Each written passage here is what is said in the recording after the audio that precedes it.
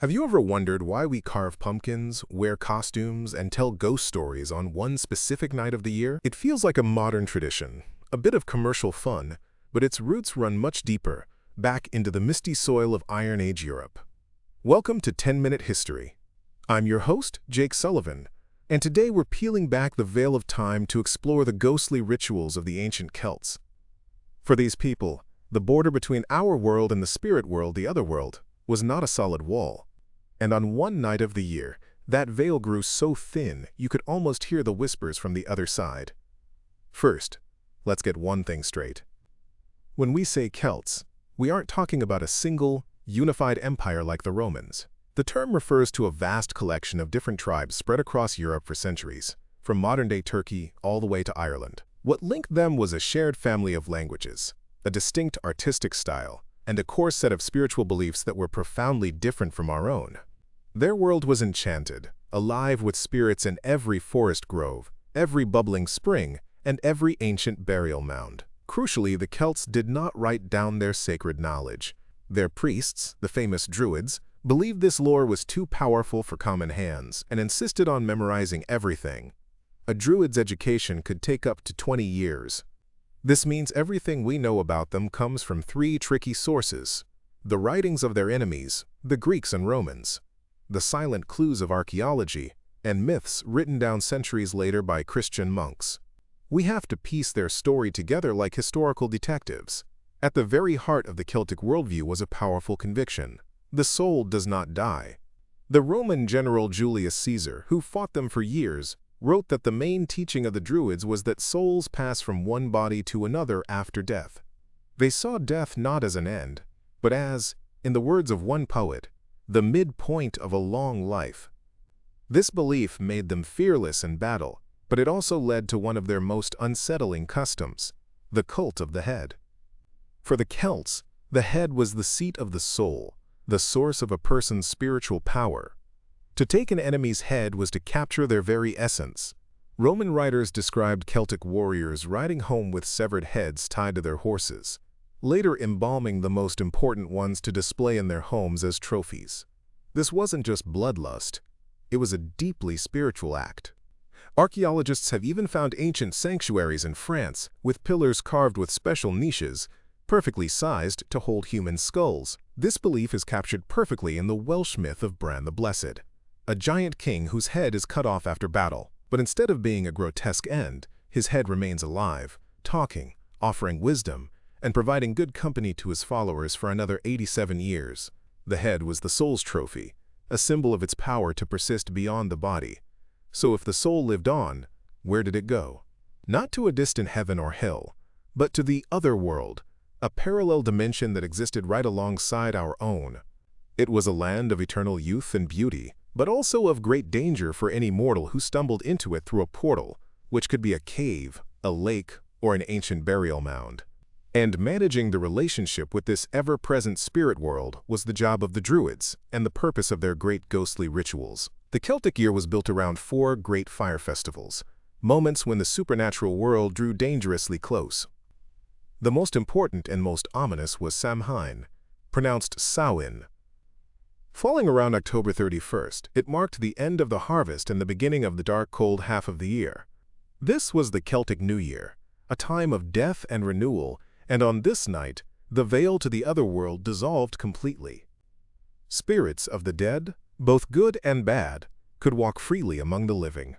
This made Samhain a time of supernatural chaos, but also a unique opportunity for communicating with ancestors. To manage this chaos, the Druids performed a powerful fire ritual.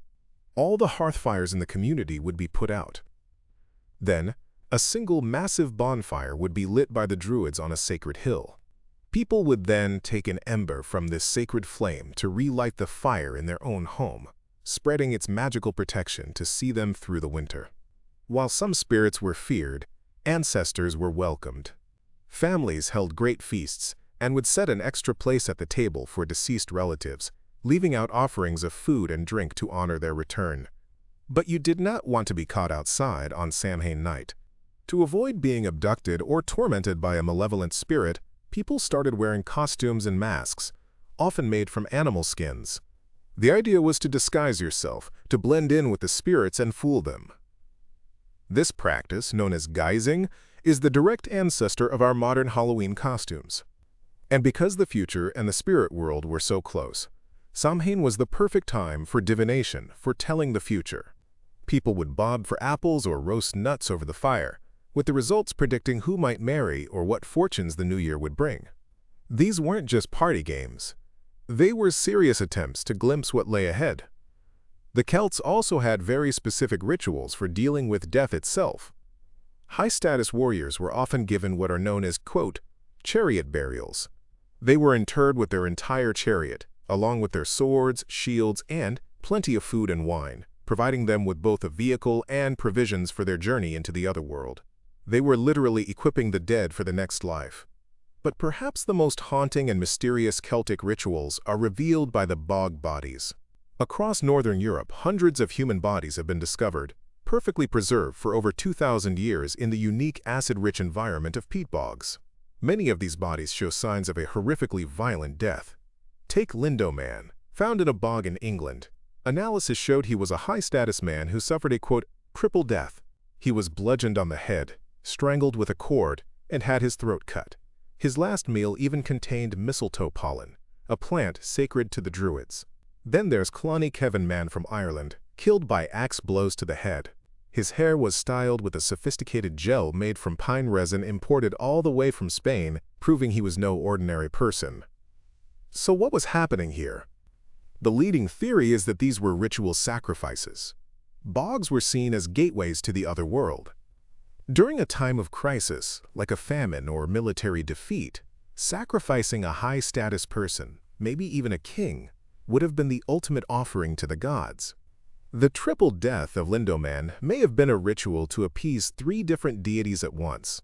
Of course, some argue these were just executed criminals, but the careful placement of the bodies and their high status strongly suggests these were not simple executions. They were profound, if terrifying, ritual acts. Another way the Celts communicated with their gods was through offerings. They believed in reciprocity.